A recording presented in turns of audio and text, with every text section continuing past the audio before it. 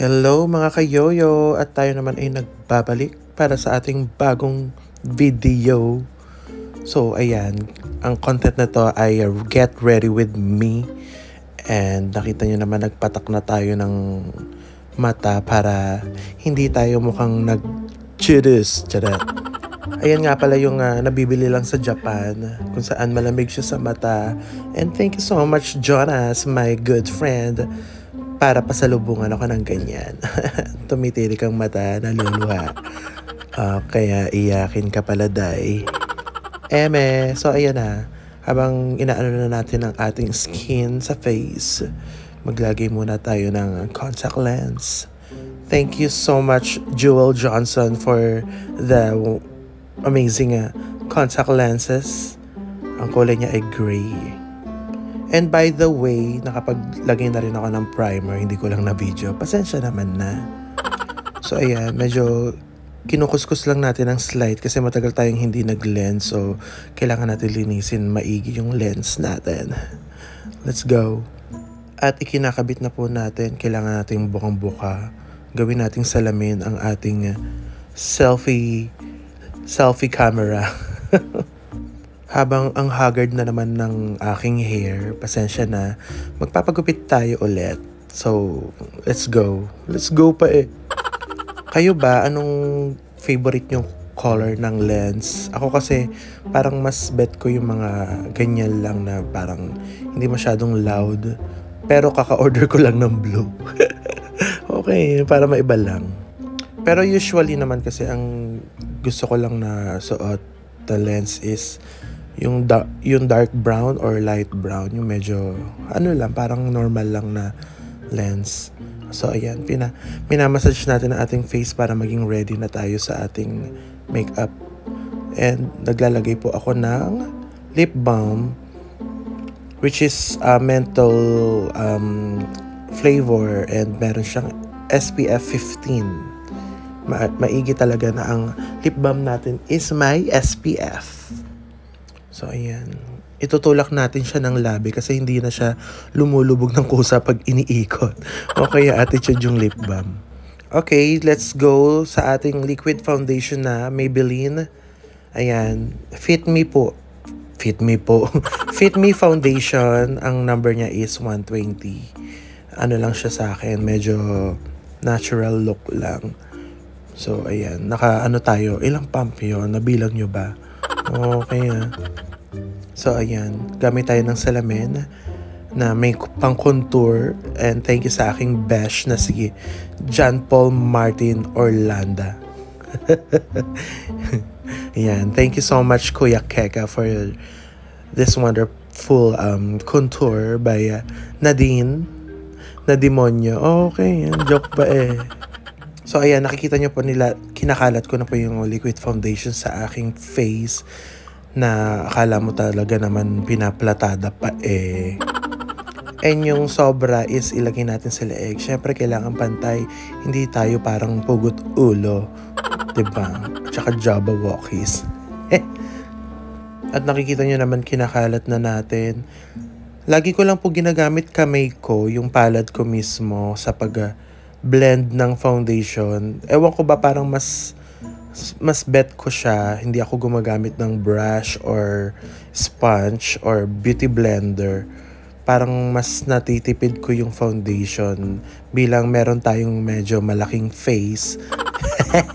Okay alam ko matatawa kayo. Okay, ganyan kayo eh, ugali niya yan eh. Wala lang, nakasanayan ko na lang din. And dati kasi gumagamit ako ng sponge, or pag napasobra yung foundation, i-blend ko siya ng sponge na medyo basa. But ngayon kasi medyo sanay na tayo mag-foundation, mag-makeup, so tansya na natin kung gaano karami yung gagamitin nating product sa face. So ayan, medyo okay na ang pag-blend. Yes. Dati kasi gusto ko matte lang yung yung look ko. Pero ngayon kasi nauuso yung medyo shiny yung face. Yung parang hindi naman totally oily face, but kasi ayun yung parang natural lang, makeup no makeup, parang ganon. So since I have very oily face, kaya ang ginagamit ko mga product is yung mga matte 'Di ba? So, ayan, maglalagay na tayo ng face powder. Pa mukha lang siyang tuyong-tuyo kapag sa unang lagay. Syempre pag unang makeup, hindi pa siya lumalabas yung pinaka-glow niya. But eventually kasi parang pag lumipas ng ilang minutes, lumalabas na yung pinaka-glow ng makeup.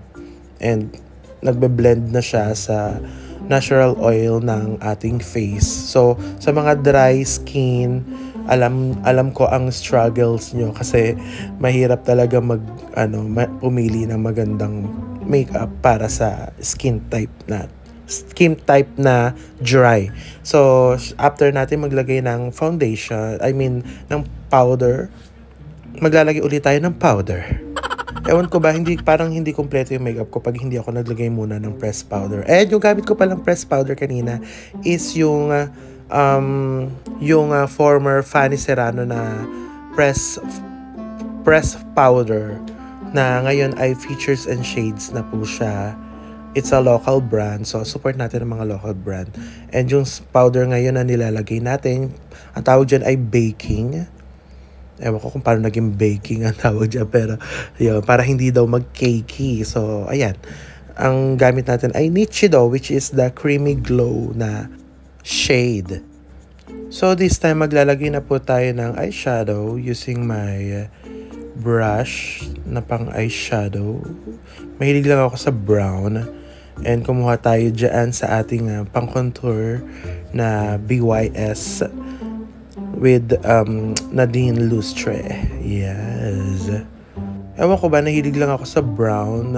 Tapos, ayan din yung pang contour ko and pang nose line. So, hindi tayo masyadong gumagamit ng any color. Pag mga regular set, ayan, and sa mga racket. Pero pag bonggang-bonggang event naman kasi, nag-e-effort talaga ako ng makeup. Pero brown pa din, mas medyo nagiging hard lang para mas magmukha tayong babae. As you can see, naglalagay na rin tayo ng nose line using ng ating brush na pinang eyeshadow, which is yung excess na natira doon sa brush. Ayan. Parang naging makeup tutorial na to, hindi na to get ready with me. Pero ayun na rin, gusto ko na lang din i-share. TikTok pa eh. Ayan, medyo bilisan na natin. Maglagay na tayo ng pangkilay. At ang gamit kong pangkilay is Nichido na brown. Ganyan lang, sinashade ko lang, sinusundan ko lang yung ng shape ng aking eyebrow. And this time, tagalin na natin yung mga powder natin sa ilalim ng mata, sa ilong, at kung saan-saan pa. Dahil ang susunod na natin gagawin ay magko-contour. So, ito na, magko-contour na ang akla. Doon pa rin yung brown na ginamit natin pang eyeshadow kanina. 'Di ba? Gamit na gamit ko yung ganyang kulay kasi talaga namang nagustuhan ko siya and nag-match siya sa aking skin tone. Ayan, kino-contour na natin. Biniblend, tinataga ang pes, ganon. O, diba? For the comparison, ayun yung may contour, ito yung wala pa. May taga at wala. O, kaya, diba? Nakatulong naman talaga siya. So, ayan. Let's go. Yung kabila naman. So, this time, dun naman tayo sa ating panga para magkapanga tayo. Oo, pagpayat kasi ako talagang may panga ako. Ewan ko ba, pag tumataba talaga nawawala yung jawline. Kaya mapapakanta ka talaga ng jawline, kamusta ka na? Okay. So, ayan, mag-focus na tayo sa pagbe-blend ng ating contour sa ibaba. And mamaya sa noo naman, ganon. Pero ang pagbe-blend daw, sabi ni Ate Reg, and nakikita ko rin sa iba, dapat ang pag-blend mo ng contour mo sa panga is pababa. Kaya, ayan. Jawline na pababa, no? Ganon. Nakanta pa eh. So, sa noo naman tayo maglagay ng contour.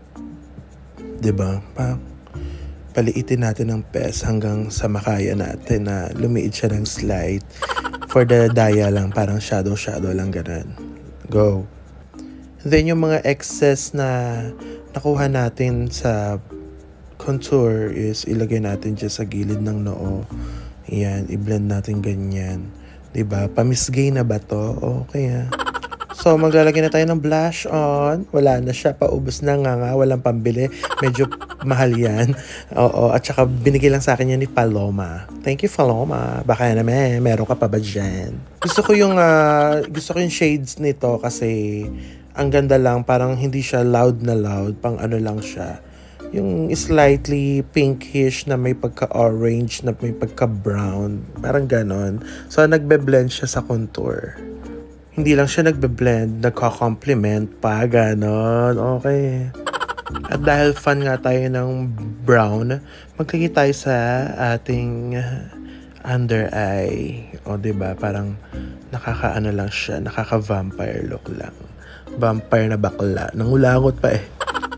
So, ayan, maglagay naman tayo ng konting foundation, liquid foundation sa ating lips. Diba? After natin maglagay ng lip balm, maglagay tayo ng foundation sa lips para madoble yung pag-protect natin sa ating lips. Kasi maglalagay tayo ng lipstick, liquid lipstick, kung saan ito ay super matte. Medyo nakaka-dry siya ng lips. Kaya kailangan natin maglagay ng lip balm and then foundation. So, ito po, Maybelline number 65. Ayan yung minsan nagba-buy one take one. So, gusto ko lang yung color niya kasi it's so, ano lang, parang medyo, ayan nga, parang flesh na may pagka-brown. So, parang natural lang yung color niya. Ayan na siya. It's giving a Kardashian look. Chares! So, ngayon, bago naman natin makalimutan, maglagay tayo ng konting mascara lang. Maybelline pa rin po yan. Ayan, ang tipid niya kasi hindi ko naman siya masyadong kinakarir ang paglalagay. Like, para lang magka-volume yung pilik mata natin kasi nalagyan din siya ng foundation so medyo naglalighten siya. Ayan, so maglagay tayo ng konti para medyo mabuhay ng slight ang ating mata for putting or for wearing mascara. Yes. And for the last kinesu, maglagay na tayo ng ano ba tawag dyan? Setting spray. Nabili ko lang yan sa TikTok. In fairness, pak na pak siya. Tumatagal ang makeup and hindi humahagard agad. So, magpa-plancha na tayo. Let's go! Ito na po yung ating final look. Thank you so much for watching. Wow. Let's go. Laban. Ganon.